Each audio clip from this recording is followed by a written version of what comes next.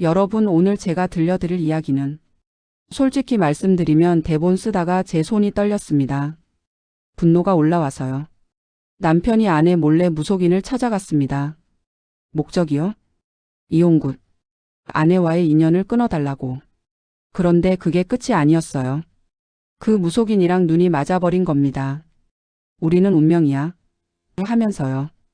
근데 그 무속인은 이미 유부남 고객 여러 명과 똑같은 짓을 하고 있었습니다.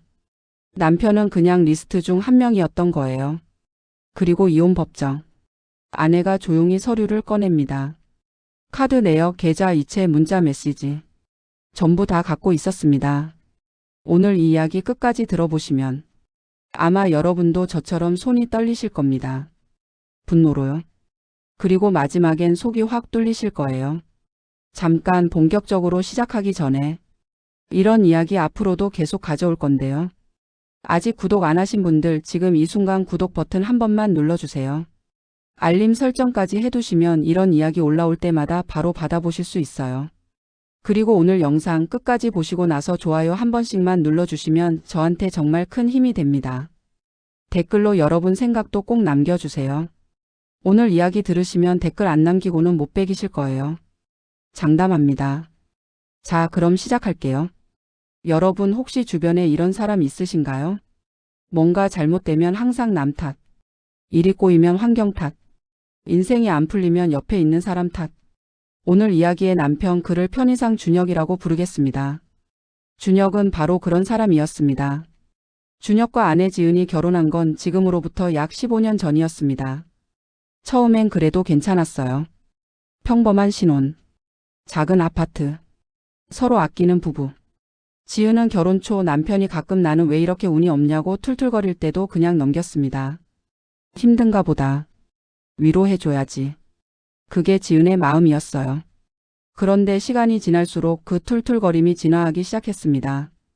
처음엔 나는 왜 이렇게 운이 없냐였던 게 어느 순간부터 나는 왜 이렇게 됐냐로 바뀌더니 결국엔 이렇게 됩니다. 내 인생이 이렇게 꼬인 거 다 당신 때문이야. 네, 아내한테 하는 말입니다.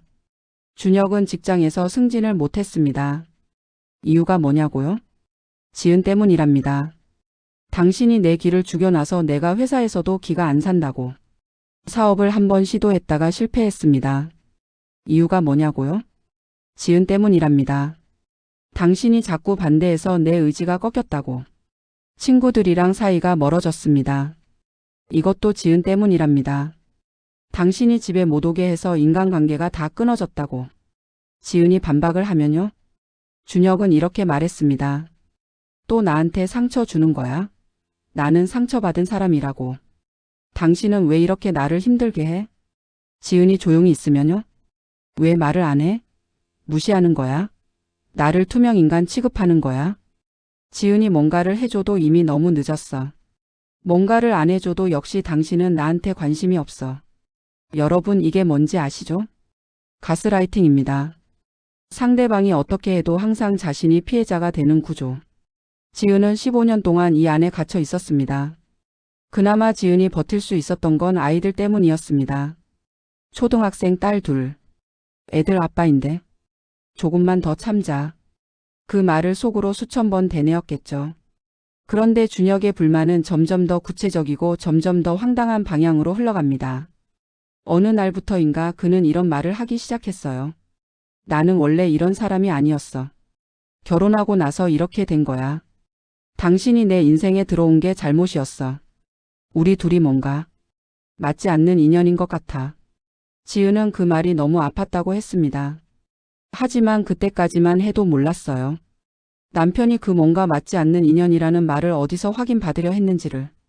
자, 여기서부터 이야기가 본격적으로 이상해집니다. 준혁은 아내 몰래, 정말 철저하게 몰래 한 무속인을 찾아갔습니다. 어떻게 알게 됐냐고요? 직장 동료한테서 소개를 받았다고 합니다. 거긴 진짜 용하다더라. 인생 막힌 거 뚫어준다더라. 준혁한테는 그 말이 귀에 꽂혔겠죠.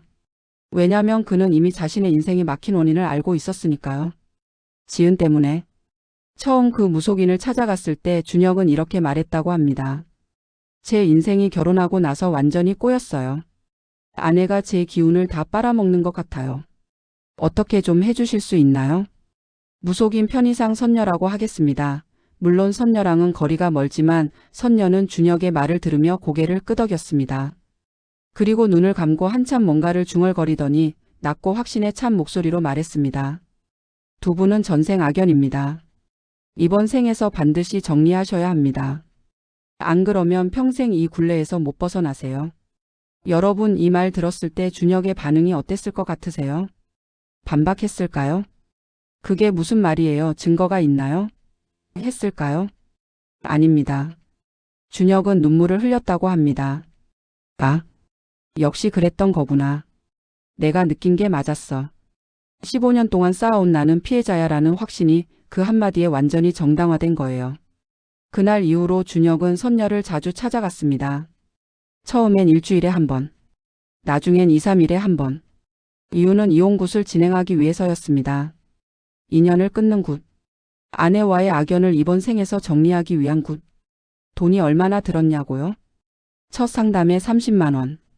기본 굿 한 번에 200만 원. 인연 끊기 특별 의식에 500만 원. 나중엔 당신의 기운이 너무 눌려 있어서 큰 굿이 필요하다며 추가로 수백만 원. 총 얼마나 됐냐고요?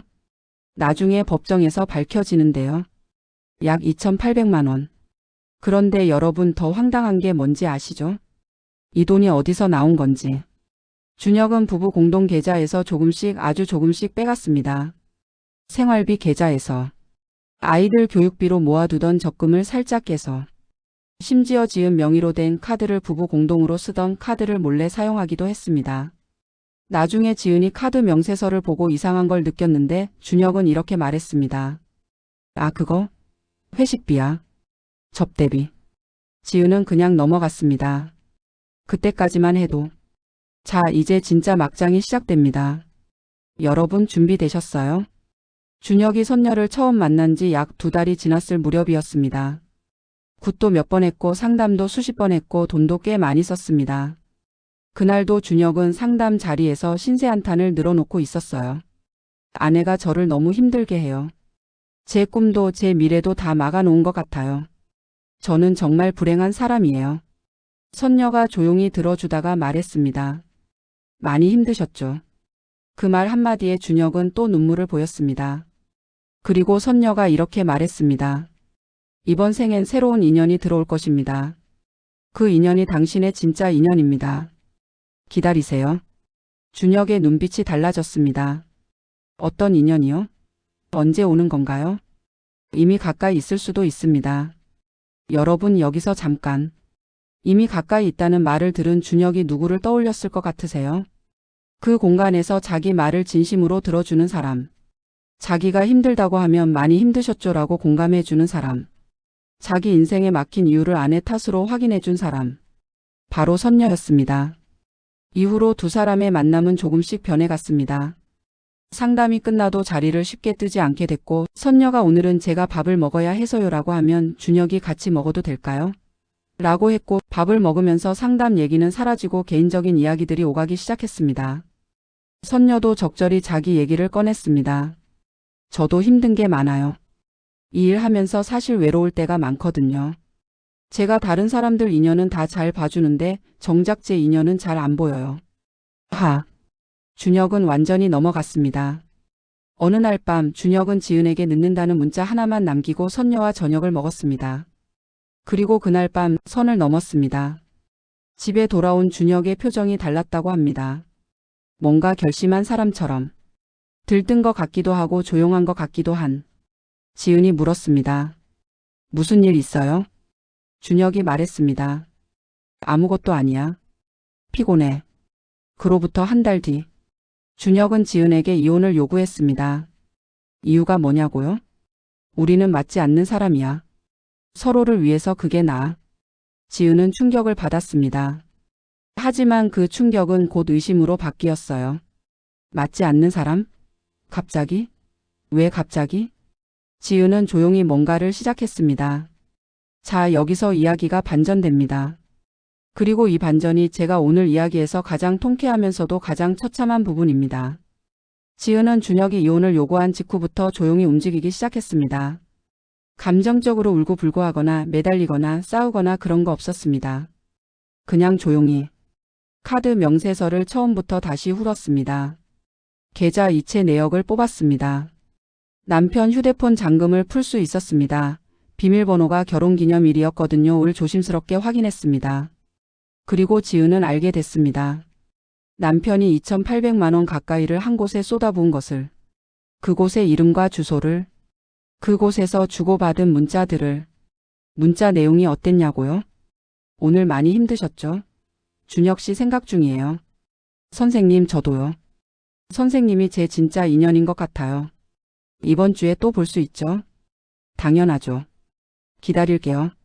지은은 그 문자를 보면서 어떤 감정이었을까요? 분노? 배신감? 허탈함? 지은 본인이 나중에 지은에게 했다는 말이 있습니다. 솔직히 배신감은 별로 없었어요. 이미 오래전에 그 사람한테서 멀어진 것 같았으니까.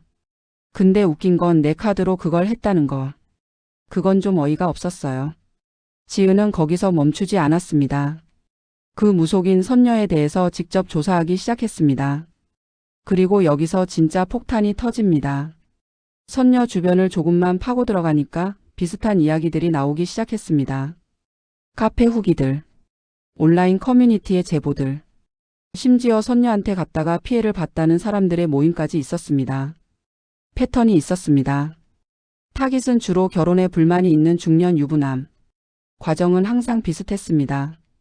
결혼 생활의 문제를 배우자 탓으로 확인해주고 이혼을 권유하는 굿을 진행하며 돈을 받고 의존성이 생길 때쯤 새 인연 이야기를 꺼내 감정적으로 연결하고 관계가 어느 정도 진전되면 슬쩍 빠져나간다. 그리고 지은이 확인한 것은 준혁과 같은 시기에 선녀와 비슷한 관계를 맺고 있던 유부남이 최소 3명이었다는 겁니다. 준혁은 자신이 전생부터 이어진 운명의 인연을 만났다고 믿었습니다. 하지만 현실은 그는 그냥 리스트의 한 명이었습니다. 번호표를 뽑고 기다리는 사람 중 하나. 지은은 이 모든 걸 다 모았습니다. 서류로 캡처로 기록으로. 그리고 변호사를 찾아갔습니다. 준혁은 그 사실을 까맣게 모르고 있었습니다. 여전히 선녀를 만나고 이혼 합의를 종용하고 자신은 피해자라는 확신 속에서 살고 있었습니다. 지은이 이혼에 쉽게 도장을 찍어줄 거라고 생각했겠죠. 15년 동안 자기한테 눌려 살던 아내니까. 그런데 이혼 소송이 시작됐습니다. 준혁 측 변호사가 자신 있게 말했습니다. 저희는 혼인 파탄의 책임이 아내 측에 있다는 주장을 할 것입니다. 남편이 정신적으로 오랫동안 고통받아왔고 아내가 그 원인이라는 진술을 제출할 예정입니다. 지은 측 변호사는 조용히 서류를 정리했습니다. 첫 번째 변론기일. 준혁 측이 준비한 것은 준혁 본인의 진술서였습니다. 저는 결혼 생활 내내 아내로 인해 정신적 피해를 입어왔습니다. 아내의 냉담한 태도와 지속적인 무시로 인해 저는 일상생활이 어려울 정도로 힘든 시간을 보냈습니다. 판사가 지은 측 변호사에게 물었습니다. 피고 측 의견 있습니까? 지은 측 변호사가 말했습니다. 예, 있습니다. 그리고 서류 봉투를 꺼냈습니다. 첫 번째 제출 자료. 카드 명세서. 날짜 금액 업소명. 총 2년치. 2,800만 원 상당의 이체 기록. 두 번째 제출 자료. 계좌 이체 내역. 부부 공동 계좌에서 빠져나간 돈. 아이들 교육비 적금 중도 해지 내역. 세 번째 제출 자료. 문자 메시지 캡처. 선녀와 주고받은 메시지들. 날짜별로 정리된 감정적 내용이 포함된 메시지들. 네 번째 제출 자료. 선녀의 영업 패턴에 관한 온라인 피해 사례 자료. 복수의 유사 피해자 사례. 준혁이 그 패턴에 포함된다는 정황. 법정이 조용해졌습니다. 준혁의 표정이 창백해졌습니다. 판사가 천천히 서류를 훑어보더니 말했습니다.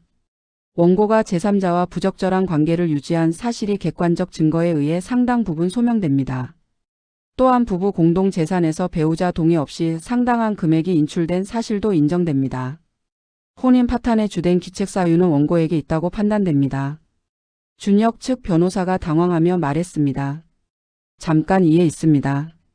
원고는 해당 관계가 단순한 상담 관계였다고 주장하고 있으며 판사가 말을 끊었습니다. 제출된 문자 내용이 단순 상담 관계로 보기 어렵습니다. 다음 기일에 추가 소명 자료를 제출해 주시기 바랍니다. 다음 기일에 준혁 측이 낸 것은 아무것도 없었습니다. 반박할 수 있는 게 없었으니까요. 최종 판결. 재산 분할 지은에게 유리하게 공동 재산의 상당 부분이 지은 측으로 준혁이 무단으로 사용한 금액도 반영. 준혁은 법정을 나서며 선녀한테 전화를 했습니다. 나 재판 졌어. 좀 만나야 할 것 같아. 선녀의 대답은 저 지금 좀 바빠서요. 나중에 연락 주세요. 나중에 알고 보니 선녀는 그 무렵 다른 고객과 새로운 상담을 시작하고 있었습니다. 준혁은 그제야 알았을까요? 자신이 무엇이었는지를. 법정을 나서던 날 지은과 준혁이 잠깐 마주쳤습니다. 준혁이 말했습니다. 미안해. 지은은 잠시 그를 바라봤습니다. 그리고 말했습니다. 전생은 모르겠고 이번 생에 당신이 내 악연이었어요. 그리고 돌아섰습니다. 뒤를 돌아보지 않고. 자, 어떠셨나요? 저는 이 이야기를 처음 접했을 때 화가 먼저 났습니다. 준혁한테요? 15년 동안 옆에서 버텨준 사람한테 전생 악연이라는 말을 갖다 붙이고 아이들 교육비까지 빼서 그걸 썼다는 게 그게 너무 화가 났어요. 근데 이야기 끝을 보고 나서는 통쾌했습니다. 지은이 15년 동안 눌려 지내면서도 흔들리지 않고 증거 하나하나를 모아서 법정에서 조용하게 뒤집어버리는 그 과정이.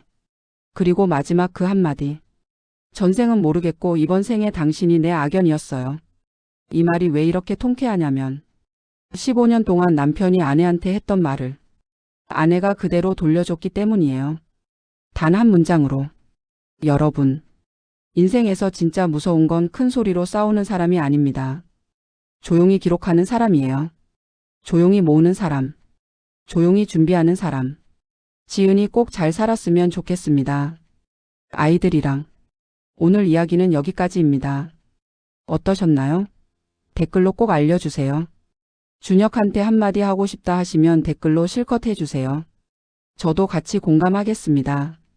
구독과 좋아요는 이런 이야기를 계속 가져오는데 정말 큰 힘이 됩니다. 아직 구독 안 하신 분들 지금 눌러주세요. 다음 이야기로 또 찾아오겠습니다.